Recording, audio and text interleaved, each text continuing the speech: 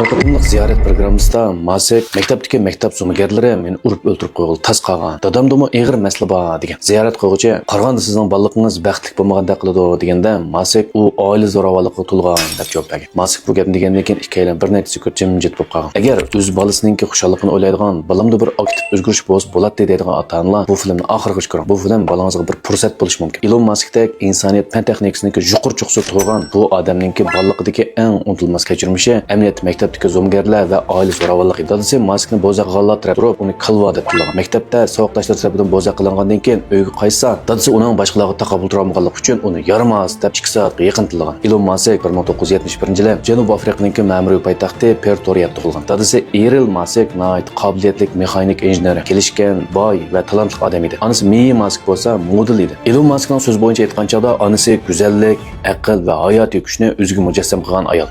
Ammo mushundaq bir talantli, bir go'zal ko'rinadigan juftlar sirtdan qaraganda baxtli va to'liq oilada ko'rinsimi, uy ichi zo'ravonlik to'lgan edi. Urib chiqish ovozlari, haqorat, aynaklarning sunish ovozlari uyning har bir bo'loniga singib ketgan edi. Uning ustiga dadasining zo'ravonligi faqat onasiga qartilgan emas. Bundaq oila muhitda Elonning mijozini yolg'iz, boshqalar bilan aralashishga ancha mahir emas qilib qo'ydi. U yolg'iz, g'azab, qayg'uga to'lgan bola edi. Hech kim uning bilan do'st bo'lishni xohlamadi. U yana doim boshqalarni ahmoq deydi. Bu uning adabsizligidan emas, balki u rostla shunday o'ylaydi. Shunga maktabda doim saboqdoshlari uni bo'za qiladi. Hatto bir qatam bir to'p yuqori sinf o'quvchilari uni qattiq urib, pallan-paytini ittirib tushirayotgan. Beshi yerilib, qon chiqib, butun beshi to'pdek ishib ketgan. U doktorxonada bir hafta yotgan. Nurg'un kishi baxtsiz bolalar odamni vayron qiladi deb qaraydi. Balkim bu to'g'ri bo'lishi mumkin. Ammo yana bir kichik ehtimollikmi bor. Baxtsiz bolalar odamni tavlab chiqadi. Aniqki Elon ikkinchi xildagi odam. Bolalik chog'dagi Elon doim inson tabiatini tushunishga tirishyapti. Nemishqa dadasi bir tarafdan talant egasi bo'la oladi, yana bir tarafdan shuncha rayimsiz bo'la oladi. Nemishqa onasi shuncha muloyim, shuning bilan birga shuncha kuchli bo'la oladi. U bilmayla boshqa bolalardan ko'p o'ylaydigan bo'lib qolgan. Darsxonada Elon ko'p vaqtini xiyol ichida o'tkazadi. Muallim va saboqdoshlari so'zlayotganda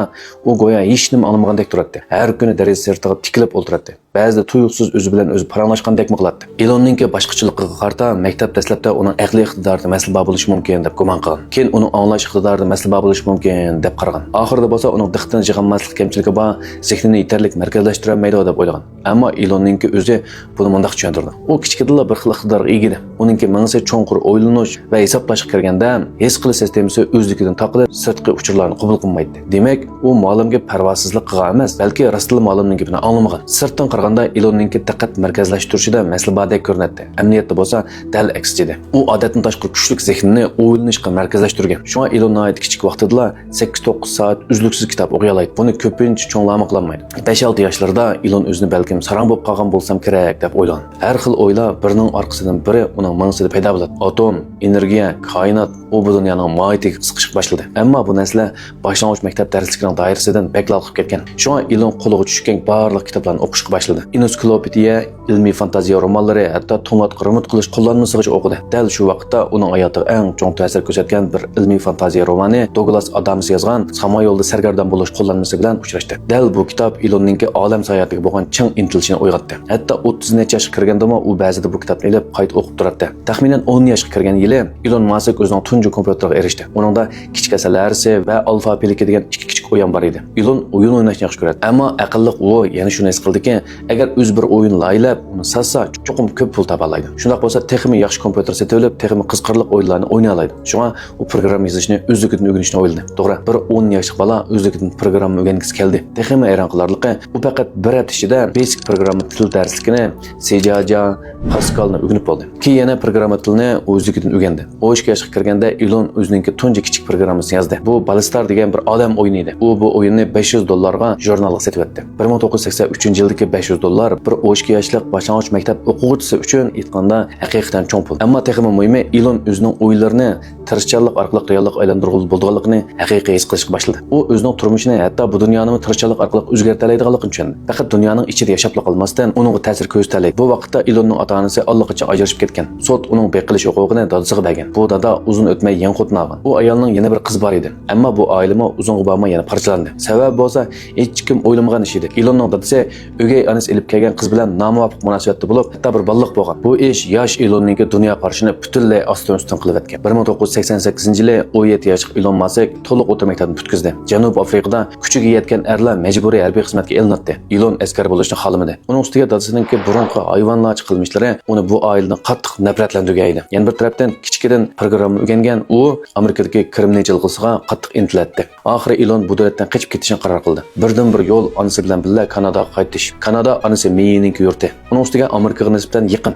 Kanadani sakrash taqsis qilib, keyin Amerikaga ko'chman bo'lish texim oson edi. Shunday qilib 1989-yili 18 yoshli Ilon Musk onasining yordamida Kanada fuqaroligiga erishdi. Keyingi yili Ontario o'lkasidagi bir universitetga iltimos qilib kirdi.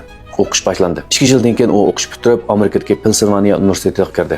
U yerda o'zining eng yaqin do'stlarining biri Ren Yushang bilan tanishdi. U keyin Tesla'ning muavin lideri bo'lgan kishi. Universitetdagi fizika darslari Ilonga insoniyat jamiyatiga haqiqiy ta'sir ko'rsatadigan narsaning 3 xil narsa ekanligini his qildi. U bo'lsa energiya, olam tekshirish va internet. O'qish bitirishga yaqinlashgan chog'da Ilon aslida Stanford universitetiga borib, material ilm bo'yicha magistrlikda o'qishni planlagan. Ammo dunyoni zilzilaga solgan bir ish uni ikkilantirgan. U vaqt 1995-yili yoz faslida bo'lib, dal dunyodagi tunji internet to'lqin ko'tarilgan mezgil edi. Torkoga shirkati Netscape bozorga chiqqan tunji kuni. Pay bahasi har bir pay $28 dan $75 gacha o'rlab, oxirida $58 bilan yepildi. Shu kunlar bozor qiymati 2 milliard 100 million dollarga chiqdi. Bu ish haqiqatan Wall Street Journal'ni hayron qoldirdi. Ikkinchi kuni gazetning bosh temasida bunday yozilgan. General Electric 2 milliard 700 million dollar bozor qiymatiga yetish uchun 43 yil vaqt sarf qilgan. Netscape bo'lsa faqat 1 kun vaqt sarf qildi degan. U vaqtda Elon bir bankada vaqtliq ish qilib o'tadi.